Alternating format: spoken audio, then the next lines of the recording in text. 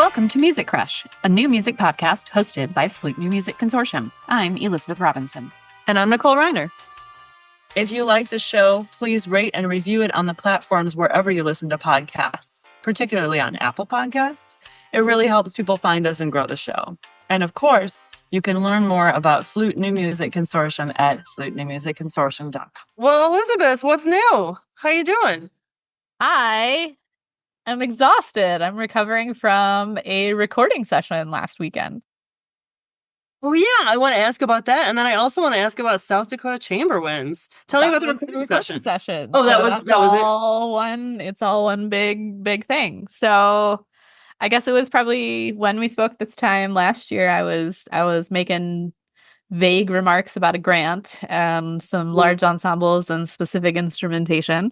Because I guess my MO is to have giant projects going on and not want to tell anybody about them in case something happens and they don't pan out. But a year later, this grant turned into South Dakota Chamber Winds, which was my attempt to start a chamber festival near where I live so that I could play in it. We had several musicians from South Dakota, and we shipped in a couple of musicians from elsewhere in the region. And we played trios, we played some wind quintets plus piano, and we played some wind dectets. So we did a whole concert of woodwind chamber music, and then I dragged my friend Mirane Shim and her sound engineer friend Alberto Hernandez out to South Dakota, and we recorded all of it for an album that I am hoping will come out in early 2025. And all of that's covered by the grant? So the album too? Most of this is covered by the grant. We paid the musicians. We paid to do a run-out concert not on my campus. We paid for the sound engineers. There's going to be some like album release costs that I'm going to have to find a money tree to shake for later. But most of that was covered by this RSCA Research and Creative Activity Grant Challenge, which is offered by my university for, I want to say it's for new and pre-tenure faculty, but it might be open to everybody. I don't remember. RSCA Grant Challenge was open campus wide, and I made up my biggest and most fantastic, like, wouldn't it be cool if I got all this money to do bleh? And the university said, I see that. And I say, sure, why not? And then I spent a year panicking that I had to put my mouth where the money now was. But it worked out. Did you commission music for it as well? Or was it all pre-existing? It was all pre-existing. We did, I'm going to go in program order. We did a piece by Nicole Chamberlain, who you know, and who is a friend of the podcast. We did her wind quintet plus piano. We did a trio for horn, clarinet, and flute by a composer who is new to me named Marie A. Douglas. Since finding that trio, I have seen her name in at least 7 different places. So I think she's about to be well known in all of the circles. What did we do after that? We did a wind dectet by Alyssa Morris. Do you know that name? Yeah, she's oboist. She's still at K-State. Yeah. We played together in Topeka Symphony, so I know her as an oboist, but it turns out that not only is she a ridiculously amazing oboist and also one of the nicest human beings I've ever met, she's also an insanely talented composer, so she's just good at everything and also pleasant to be around. So we played one of her wind dectets. Kim Osberg, who we've had on the podcast and who I've commissioned a few times, has a pair of wind octets. So it's the dectet minus the horns. We thought we'd give them a little face break. And we recorded one of her octets called Passing Through. And then our closer was a concertino for flute and winds, which is mostly a wind dectet minus the second flute, and piano by Jonathan Newman, which had been one of the pieces that my husband did on his DMA recital. We did the last 2 movements, and so we thought, wouldn't it be cool to play all 3 of them? So we did that and recorded that also. Cool. Yeah. Are you hoping to make this an annual thing, or was it a one-off because the grant is a one-off? The grant is absolutely a one-off. I'm hoping to make it a thing that happens again. I do not have any of those details at this time. we had a great time, and the musicians, as they were leaving, were saying that they had a great time and they'd love to play again next year. And on the outside, I'm like, yeah, absolutely. But on the inside, I'm like, I don't know where the money is coming from, but Right. you're on. So as soon as I solve that particular part of the equation, yeah, we would absolutely do that again. It sounds really cool. It sounds like you also checked some.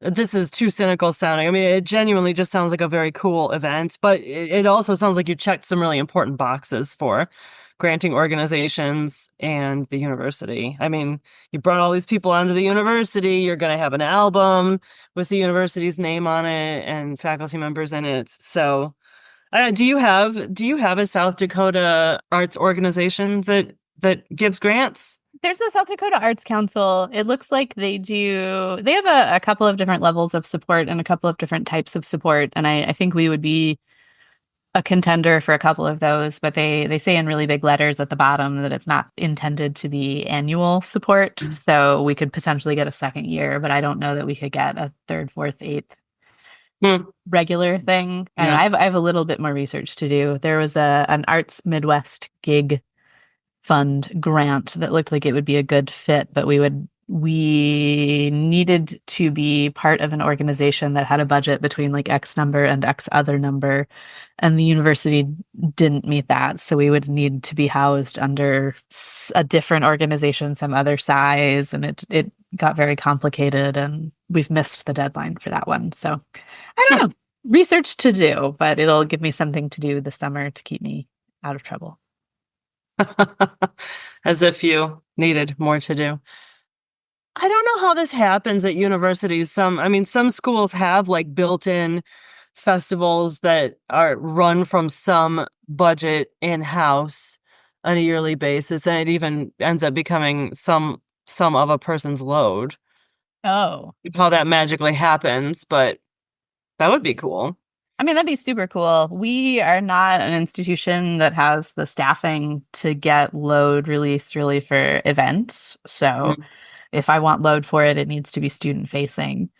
And that's okay. We do host, I don't know, there's a Brookings Chamber Music Society, which as far as I know exists exclusively on campus, but isn't actually run through the university budget. So there's some partnerships with some off-campus things that use our facilities, and I think that's great. I just have a lot more research to do. I don't know. I think my model was there are a couple of other groups or organizations that do things like this that aren't university affiliated at all, and it looks like they use state arts councils, but it sounds like their state Arts Council might be set up slightly differently, or else the language at the South Dakota Arts Council, sounds very forbidding, but actually they're a little bit more friendly about renewing year by year. I don't know. I'm going to say like 12 more times. I just need to do more research. I think I was so focused on surviving the first event that I haven't necessarily thought as much ahead to a second or possibly future event. Well, that's exciting. You'll have to let us know when your album's coming out. Although that is definitely a long-term project. That'll be a ways away. Oh yeah, it was in the can as of like the Sunday before we're talking. So I'm told that Marina and Alberto are meeting to sort of go over takes and make some decisions, but that's all that has happened. And honestly, if they ask me to listen to a draft of anything right now, I think I might weep with exhaustion. So a little bit of time is okay. I know you've run other things before, through FNMC, through OFS at least. But this seems a little different. Did you learn anything new or any funny anecdotes? Did I learn anything new? I feel like anytime you plan an event, it's like all events are the same, but also no events are the same. So we learned a lot about various really persnickety laws that exist in South Dakota for spending grant money at a state institution. And, I work with folks who've been part of this institution for a decade or 2 decades or 3 decades. So a lot of it was like, well, of course, we've always done it this way. It's always been this way. Why don't you know this? And, I've been in South Dakota for 15 minutes, so I didn't know. So there was a little bit of that. No, nothing exciting or funny to report that I can remember at this moment. Just remembering anew that being in charge of things makes me really anxious, and I do it a lot, but I don't think I like it very much. And then it went really well, and I think everybody had a decent time, and I was like, okay, good. I never want to talk about this again, but I absolutely want to do it again. So we'll see which one of those wins out. Do you get that sense of like dread and oh my God, why did I do this for weeks out? But then when it's actually happening and you see that people are getting something out of it, then it's invigorating? I experienced that. No, we had so many last minute panic. Like I was with you the Friday before this was supposed to start, and I got an email from my university that they weren't going to be able to pay one of the musicians because that person worked for the university and was on this kind of contract and not this kind of contract. And so as late as 3 days before the rehearsal, one business day before the rehearsal started, I was like, I don't know if this is going to happen. So, my husband was running the large ensemble rehearsals. He's a conductor and was conducting us. And we got home and he was like, I think this is going to be really good. Has it sunk in how good this is going to be? And I was like, no, I keep expecting someone to call me and tell me that I need to send everyone home. This is over. So no, we packed up the recording equipment last Sunday. We sent sound engineers home. All of the musicians have returned to their place of regular employment, and I still have not processed that it happened. But the dread, yes, the dread the night before we started, the night before the recording was supposed to, like, yeah, there was a lot of dread, and then a lot of like I think disassociation of just, is this really happening? I don't know. Here we go. It's interesting. Every year that I do certain things just on campus, smaller like student in reach things. Our Woodwind Day is the one that you've experienced, and this summer flute intensive that we do.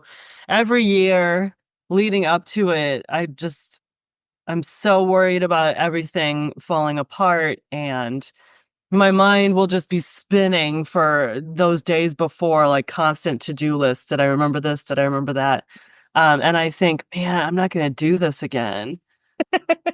And then while it's happening, I'm like, how could I not do this? This is so great. Look how happy everybody is, or like, I mean, the rewards come in the actual event, but all those weeks and months leading up to it is just so much work. And yeah, but I guess I'm so simplistic, like one day of smiling faces and watching kids make new friends or watching light bulbs come on, and I'm just like, I'm going to do it forever. Oh, that sounds really nice. I would like to appreciate things as they're happening more. I think I get bogged down in the details and then like miss the positive payoff of all of the work. We're talking about some of your projects last time I saw you in person. Have you planned or played a concert in a non-recital hall space lately?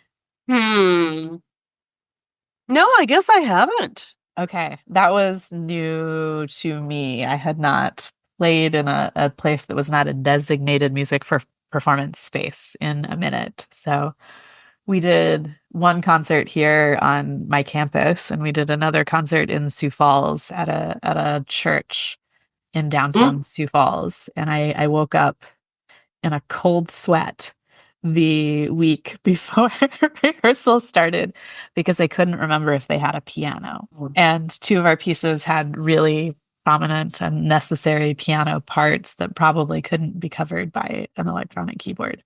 When we got there, the pianist was like, oh yeah, I've played recitals here before. Their piano is actually like way nicer than you would expect for a piano in a church to be.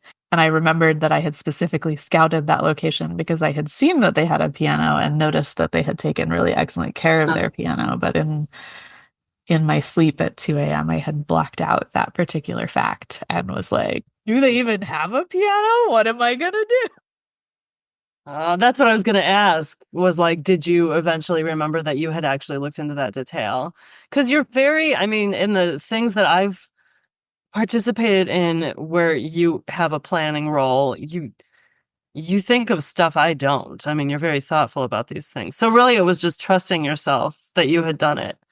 Wow. But the experience I've had that you hopefully haven't had of me as often is when I let myself down through things like that. Like anything that I have thought of ahead of time is because something has gone wrong related to it in the past, and I am trying to learn a lesson that I, learned the hard way. Trusting self would be better. Enjoying things in the moment would be better. We're working on both of those things. But if you are a performing musician and you have not organized a performance in a space that is not a performance space lately, you should try it. It uses different muscles. There's a lot that you just take for granted, like a piano, that you have to think about and then, remind yourself that you thought about. I played a benefit concert for my department in a different part of the state not too long ago. And it was for, rich mucky mucks. God, was it an experience? But it was in a gallery that had never hosted music before. But one of the board members of this gallery slash art, artistic creative space had always wanted to angle for music because he's a musician himself. And so we were like the guinea pigs. We were the first ones to actually come and play. But the idea was there, at least in some board members' minds all along. Others, I think, were resistant. And so we ended up, we were playing in this cold, because art galleries are always cold to preserve all the artifacts. This cold, extremely echoey, also normal for a gallery space, with a Steinway D in it, because that one board member had pushed for, hey, we're going to want music, so let's get a good piano, and they had the money. But it was not well maintained. So it was at like 4, I think we clocked it on our phones at 8 was 4:37. Everything just sounded a little darker. And there were just all kinds of things you take for granted. There was no music stand. So, some people carpooled and the rest, we all kind of caravanned and ambled up to this place about 5 hours away from school at different times. But the department chair was the last one to leave. And so somebody thought to text him and say, please bring a music stand, because almost everyone needed one, except for the solo piano. No place to set your stuff backstage. No backstage at all. So entrances, we were all standing in this literally refrigerated storage room where artifacts that were not currently being displayed were being held. There were no lights. There was a little slit of a window. It was cold. And we're standing there in the dark, huddled together for warmth. And we're like trying to strategize, like, how do you enter? What are we calling the stage? All right, it's where the piano is. How are we going to enter and exit? I was playing the Copeland duo, but then I also played on one song from my colleague's song set that she had put together. And it was the third of 5 songs.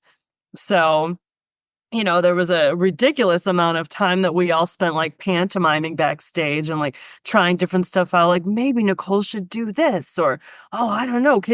Should you be on the whole time, or could you go sit on that cushion over there? Oh no, there's a rich person sitting on the cushion now. You can't go sit on the cushion. From a player's perspective, it is also uncomfortable.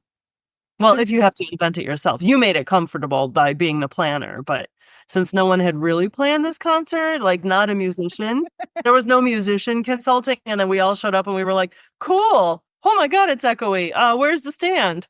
Oh, you don't, oh, no problem. No, don't worry. Where's the backstage? Oh, it's this dark refrigerated room. Okay, cool.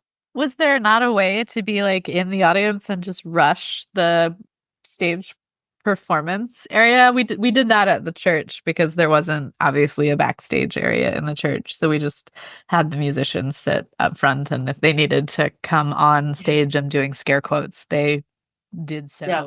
Yeah. That's what I envisioned. That's what I figured. And also I wanted to, it was this sort of like talent show for people with money.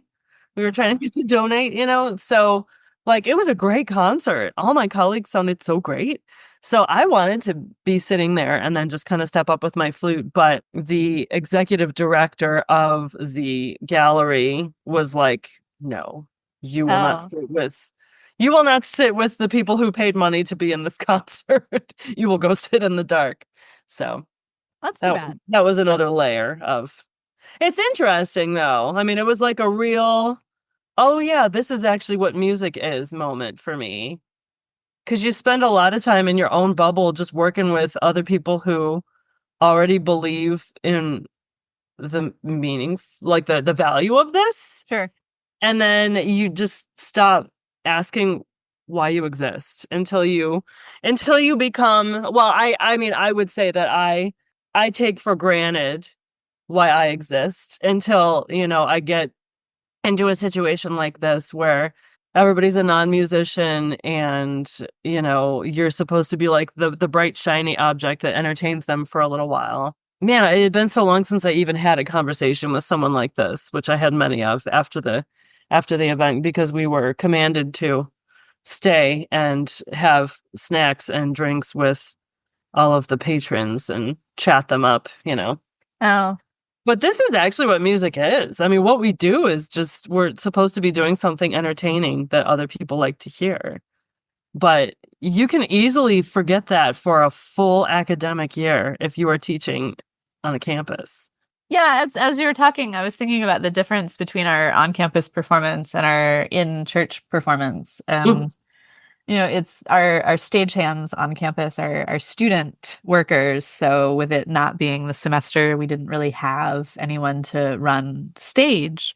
So, my husband is the conductor and is putting out stands and chairs, and the set changes took forever. And then because they took forever, the musicians were wandering off and going to the bathroom or like having too much fun backstage making it didn't run as smoothly as I wanted it to. But in the church, because there was no holding area for us, it was kind of all done out in public. So my husband and I agreed it would be a little bit more informal, and we just like moved the chairs and moved the musicians real quick, and it seemed more intimate. It was a lot more efficient, so there was a lot less of that like boring dead time that I always hate when I go to concerts. And for some reason it felt like the audience was more engaged, and that could have just been because they were 10 feet from us and had no choice, where there's like a separation with the stage. But I enjoyed the emotional experience of the more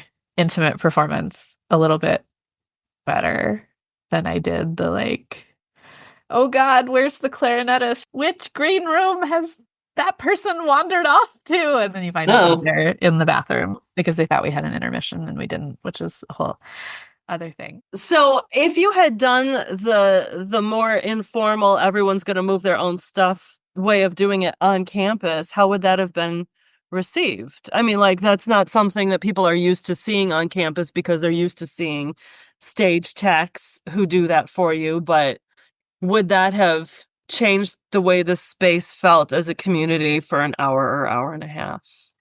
Oh, I mean, it's chamber music, and I think about that being a lot more involved from, I mean, I feel more ownership over chamber music than I do over like an orchestral situation where of course someone else is going to move my chair because this is an orchestra. But I don't know. I guess I didn't really think about how the audience would have perceived it, but I think it would have been more efficient. And I wonder if we as musicians wouldn't have been more engaged in what was happening and therefore more aware of whether there was an intermission or not an intermission. Yeah, I guess you asked if I learned anything, and as we're talking, I was struck at a couple of points at how much earlier I needed to be there to make sure that equipment was where equipment needed to be, and as the person who was responsible for locking up, after like how long it takes for some of our counterparts to completely clean and swab out their instruments and move on to the next.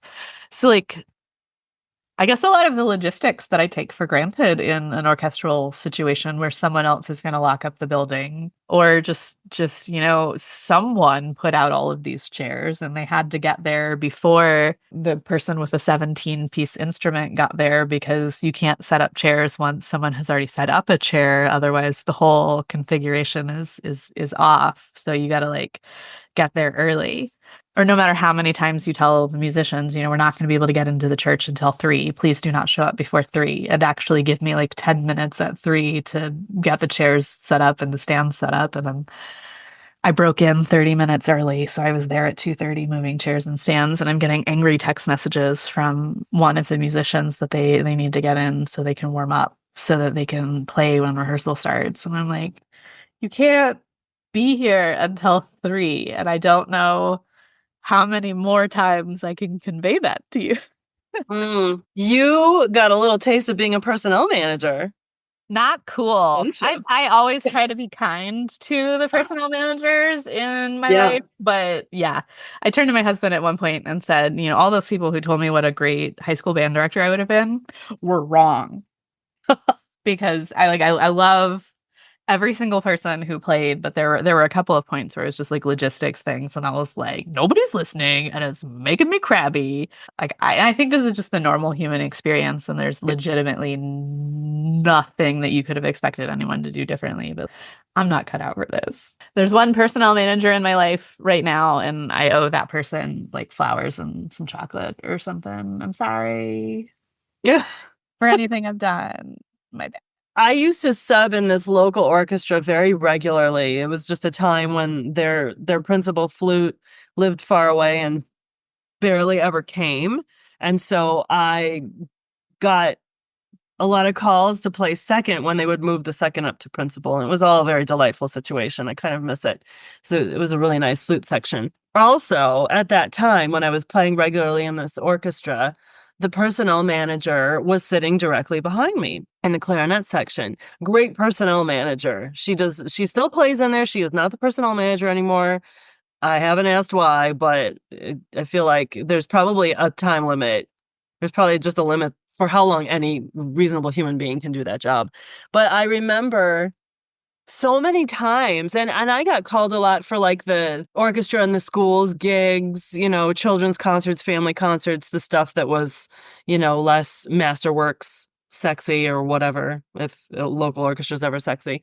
So I was getting called in a lot to do gigs that were maybe not on the orchestra's home turf, or maybe during the day, and logistics were different because kids were getting bussed in or whatever.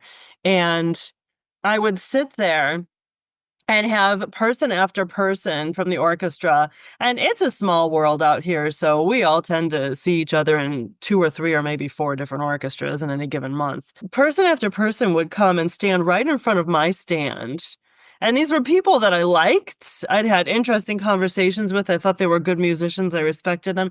And just watch them just screaming over my head at the personnel manager over some little princessy thing, like a draft coming from the other side of the stage. Yeah, that's true. It's kind of a bummer, but are you asking her to construct a new building for you before the rehearsal starts? Like, what do you want to get out of this? So many people I thought were reasonable. And the only reason I saw this other side of them is because I was totally invisible to them while they were so busy just trying to make the personnel manager's life miserable. That's really unfortunate. I did not get that taste of being a personnel manager, but That's as good. you were describing it, I can envision it happening in my orchestra. There is not enough money in the world. There is not enough money in the world. No, thank you. Well, I bet. I mean, people are less likely to be monsters to you when it's smaller, like chamber music. You've got more of a relationship with most of those people anyway because of your colleagues. I mean, it's like if you live in a small town, do you have better manners? Because every time you don't have good manners in public, it's everyone sees it and you're going to run into them again.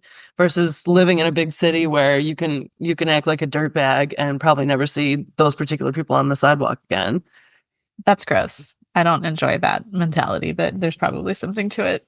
Yeah, I don't think that most people consciously do it. They probably just get comfortable. So like in an orchestra where you only show up once a month for 3 days or 4 days, and all you do is go plunk down in your seat and play your music. It's easier to, I'm using the word differently than you used it in the beginning of this chat, but disassociate, from Oh yeah. what all is happening to make your moment in your chair. Yeah. I mean, I guess there's an element of that too. We have spoken about some of the other jobs I do for FNMC and how sometimes when I'm just like a name in an inbox, I feel that some of the people that I interact with decide that I am not, in fact, a musician, but am an admin who is hired on by the organization to do whatever I'm doing in the moment. And there is an immediate tone shift when it becomes clear that I'm not like a computer monkey. I'm actually a flutist. I don't know. Maybe it's just I need the person in front of me to do a thing, and it's the same thing that happens at grocery stores or at restaurants when, someone's job is to serve you. So you just treat them like a servant instead of a human. That was not my experience at Chamber Winds. So thank you to everyone for being lovely, if not always remembering the details that I felt were important in the moment. Or maybe going to the bathroom too much. My husband and I giggled on the way home from one of the concerts that no matter how old and mature everyone is, at the end of the day, anytime you're dealing with a large group of people, you're essentially dealing with students because you have to repeat things 15 times slowly and without a lot of other information around it. Otherwise, somebody's going to miss it. And so when someone thought there was an intermission and there wasn't an intermission, I immediately knew it was my fault for not being more emphatic in exactly what was happening and assuming that people would read the program. So I helped make that situation. I own it. And if we get another grant to do it again, I'll add that to my list of things to be better at. It is funny. Yeah, it's unfortunate you can't make the assumption that a bunch of responsible adults are going to read, because it's not a popular thing. Well, I mean, read or like think about details. I mean, I don't know. You think about what you assume the reality of the situation is.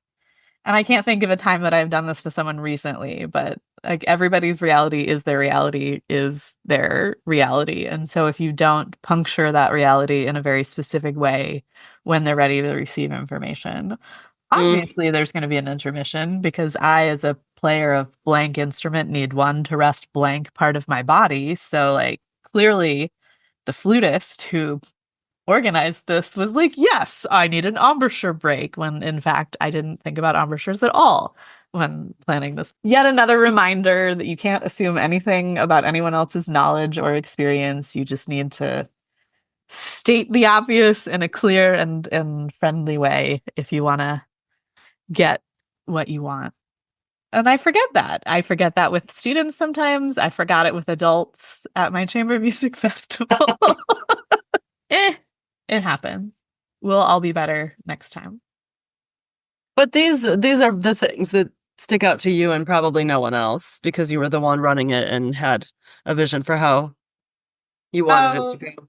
Yeah, I mean, probably nobody noticed that the transitions weren't super smooth, or that when we talked about the pieces, we were a little awkward and unplanned because we hadn't thought through exactly what I don't know. You live and you learn and you try to be better the next time. And then I spend, the intervening year angsting and obsessing over the things that could have been better. And I'll invent new things to not do well the next time. We'll talk about those a year from then. The Army always does this pretty immediate after action review, the AAR, after a mission. It seems so logical, but when you're tired or you're in a hurry to get in your car or whatever, you don't necessarily do it. But I really like that mentality for myself and for my students too. I have a notebook that probably looks pretty kooky to anybody else who picks it up, but that's what I use. Yeah.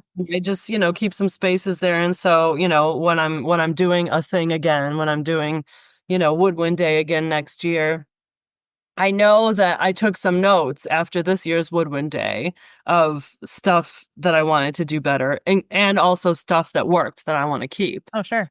conversations I have with my colleagues throughout the day about, oh, this was awkward, or oh, I didn't think of this, Yeah. And so then I try to build it into my number one. If I write it down, then I don't have to keep thinking about it. So I can, even as my mind starts wandering to those thoughts, I can say, I already wrote it down, or I will go write this down, and then I will empty my head of it and sleep better tonight, But then it becomes sort of like a little ritual in my preparation. I'm saying this, but I still feel the dread leading up to these things. Well, I think the improvisatorial nature of planning an event, particularly one that involves humans, is directly at odds with the perfectionist nature of a classically trained, I'm going to say flutist, but probably any musician, where you want every single detail accounted for and planned for in 15 different ways. And it's funny, I was talking to our facilities manager after, and he was asking if things had gone well, because he had, interacted with me at several points where I was not sure if they were going to go at all. And so he probably got more of my stress personality than he wanted or needed to know existed.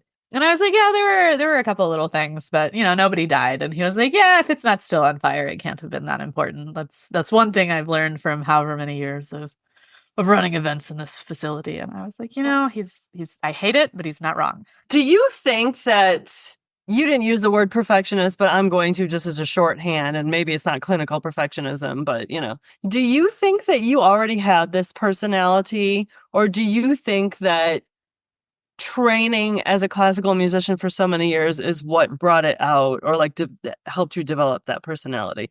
Like, I feel like I'm not very uptight as a person, but you put a flute in my hands, and that was the only way I was able to learn how to play the flute well enough to make a living at it, And I think that has bled into other professional things I do, that I seem very, very demanding about details, but there are other aspects of my life where, like, don't ever come through my house with white gloves on and inspect for cleanliness, as an example. I'm not literally OCD, but I'm like, I've learned adjacent behavior. I think I just have my flute teachers to blame. Oh. No, I'm grateful for them too. Well, I mean, it's you're asking if it's causation or correlation. Yeah, I guess so. Yeah.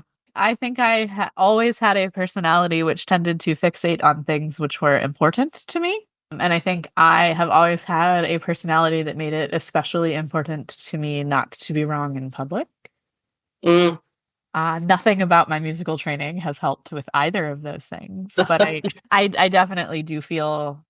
I think I even said in college to a couple of friends of mine, I feel my brain being rewired, because I used to not be really fixated on, like, having a detailed calendar is deeply important to me as an adult. And I remember when I made the switch to a planner, because it was the only way that life was going to work. And now it's like tattooed on the inside of my hand. I need these pieces of information at all times. Yeah, I do think that the behaviors that you engage in as an adult make you more inclined towards the traits that are going to make you successful. So I'm definitely more detail oriented than I might have been. And you and I had an off-camera conversation where I don't remember if you implied or just straight out said that I was like thinking 7 steps ahead of where we needed to be, but that's absolutely something that has come from some of the classical music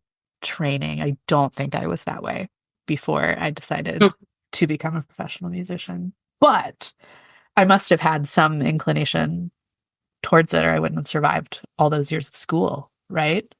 I suppose, yeah. Yeah. I don't know. Do you think it's made you different?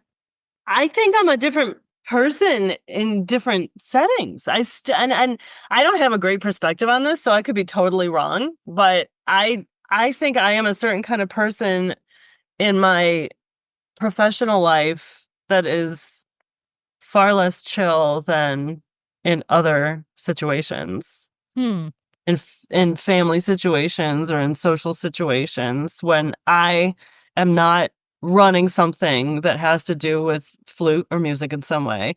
I don't have the flute in my hands. I don't have a responsibility to be a musician or a teacher. I think I'm a little bit of a different person, actually. That's funny. I guess I think that too about myself. Right before Chamber Winds Festival, I was playing in an orchestral festival as a piccoloist. And a sentence I use a lot with my students when they are discovering the trials and tribulations that are being a person who plays piccolo in public center a lot around like you can't doubt yourself. You can't.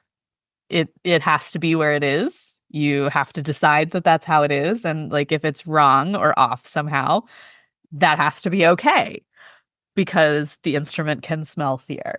And like, if you doubt yourself, it's not going to work. First of all, the lack of confidence is going to come across, and nobody's going to know that it's because you felt insecure, but they're all going to know that it sounded bad. So there's a very like, I'm using the word brassy, not like brass instrument, but there's like a brassy part of my personality that I think comes out when you put a piccolo in my hand. But off stage, I'm not that way, really. What is this? I am right, and I will not yield. That is not how I run my life at all. So maybe, I don't know, code switching, situational personality, whatever. Like, and then I royally biffed something quite loudly in a third octave piccolo passage, and like everybody on the stage, it was 105 something musicians. We all knew who did it, and we were all aware that it was not right. And I think I said, oops.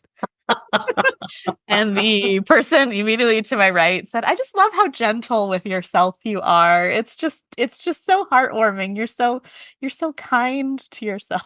Also not that way off stage, in case you haven't. You know, the audience people may or may not know.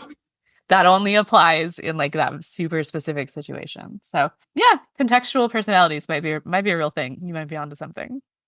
That's interesting. Yeah, I mean, there are some great traits to that, though, the piccolo personality. Yeah, there are definitely aspects of it that I wish I could bring to work. And, you know, when a student doesn't like something that I have said or done, and internally I'm just crumbling, like, maybe I did it wrong. Maybe I'm a monster. Maybe I'm a terrible person. I wish I could be a little bit more like, oops. Yeah, that would be helpful. It's not how it works right now, though. Word to live by. Oops. Thank you for joining us for another episode of Music Crush. You can subscribe wherever you get your podcasts. You can also support the podcast, read show notes, and learn more about FNMC by visiting www.flutenewmusicconsortium.com.